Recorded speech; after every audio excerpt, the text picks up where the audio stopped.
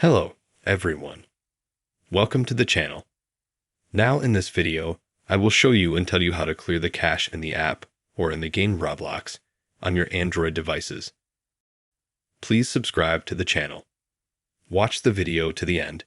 Give me likes. Let's get started. In order for us to clear the cache with you in the Roblox app, we will need to go to the settings. This method works on any phone. Go to the settings. Next, we find a tab called Apps. Now open Manage Apps. We have to write Roblox application in the search box.